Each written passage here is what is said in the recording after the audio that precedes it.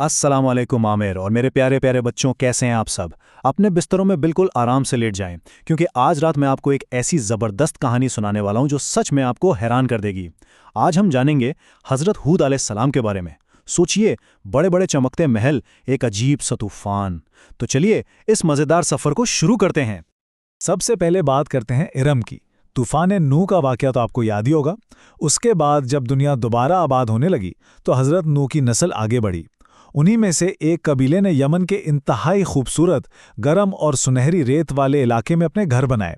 इस जगह को इरम कहते थे और यहाँ जो लोग रहते थे ना, उन्हें आद कहा जाता था। ये लोग कोई आम लोग नहीं थे। ये बहुत लंबे चौड़े, ताकतवर और इंतहाई मेहनती लोग थे। तो अब आते हैं कहानी के पहले हिस्से की तरफ, जहां हम आद के लोगों और उनके बड़े बड़े महलों की बात करेंगे। जरा अपनी आंखें बंद करें और सोचें। एक तरफ तो दूर दूर तक बिखरी हुई गर्म सुनहरी रेत है जो बिल्कुल बंजर है, लेकिन दूसरी तरफ आद के लोगों ने अपने कमाल के हुनर से वहां के पहाड़ों को तराश कर अजीम व शान पत्थर के सुतून और इतने बड़े बड़े महल बना डाले। ये इमारतें इतनी ऊंची थीं कि देखने वाले बस देखते ही रह जाते थे। उनका हुनर सच में जादू जैसा था। लेकिन पता है मसला कहाँ शुरू हुआ? इनकी इस बहुत ज्यादा दौलत और शानदार इमारतों ने उनके अंदर गुरूर पैदा कर दिया। शैतान ने इसी चीज का फायदा उठाया। जो लोग पहले सिर्फ एक अल्लाह को मानते थे, उन्होंने खुद अपने हाथों से पत्थर तराश कर बुत बनाने शुरू कर दिए। वो अपने असल पैदा करने वाले को बिल्कुल भूल गए और उनके अंदर से आजिज़ी और शुक्र दोनों ही खत्म हो गए। और यहाँ एंट्री होती है हज़रत हूद की, जो इन भटके हुए लोगों को सीधा रास्ता दिखाने आए थे। अल्लाह ताला ने आद के लोगों की रहनुमाई के लिए हज़रत हुद अलैहिस्सलाम को भेजा। उन्होंने उन्हें बहुत नर्म और प्यारे लहजे में समझाया। कहा कि देखें, वही तो है जिसने इस पूरी कायनात को बनाया, आपको प्यारे प्यारे बच्चे दिए और जानवर अता किए। वो असल में उन्हें छोटी छोटी रोज़मर्रा की नेमतें याद दिला रहे थे, ताकि वो बुत परस्ती छोड़कर वापस अल्लाह की तरफ लौट आएं। अगर हम खुद सोचें तो हमारी जिंदगी में शुक्र अदा करने के लिए कितनी चीजें हैं।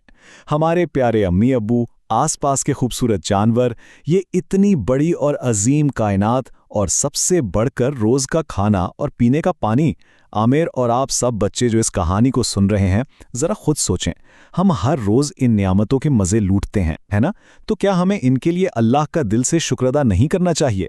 हजरत हूद भी अपनी कौम को यही सिखाना चाहते थे। लेकिन बदकिस्मती से आद के मगरूर बुजुर्गों ने उनकी इन प्यारी बातों का बिल्कुल उल्टा असर लिया। उन्होंने हजरत हूद का मजाक उड़ाया और उन्हें झूठा कहा। यहां तक कह दिया कि अगर तुम सच बोल रहे हो तो जाओ अपने अल्लाह से कहो कि हम पर अपना अजाब भेज दे। सोचिए जरा, उनका गुरूर इस कदर बढ़ चुका था कि वो सीधा अजाब मांगने लग गए थे। और अब आते हैं कहानी के तीसरे हिस्से की तरफ, जब वो काला तूफान आखिरकार आ पहुंचा। आपको पता है, पूरे 3 साल तक आद की जमीन पर एक बूंद बारिश नहीं हुई। सख्त तरीन खुश्क साली थी।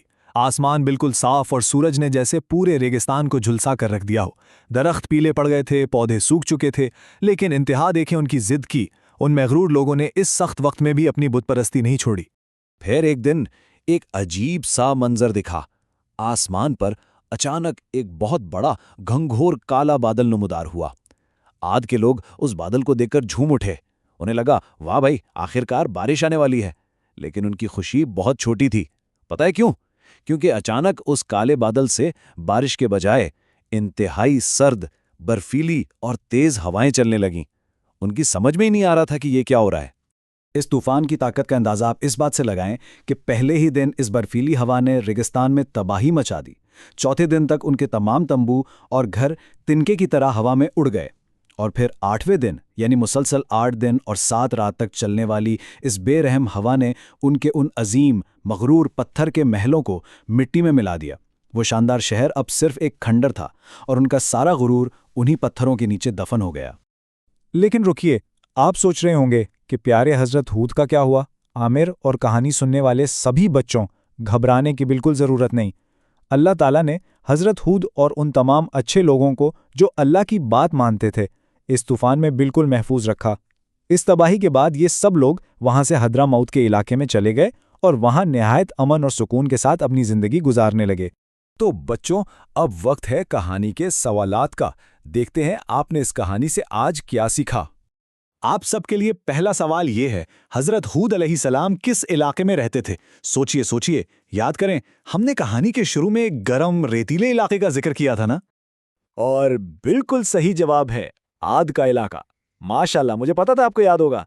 ये कदीम बस्ती यमन के करीब थी। अब चलते हैं दूसरे सवाल की तरफ। आद के लोगों ने ऐसा कौन सा बुरा काम किया था जिसकी वजह से अल्लाह उनसे नाराज हुआ?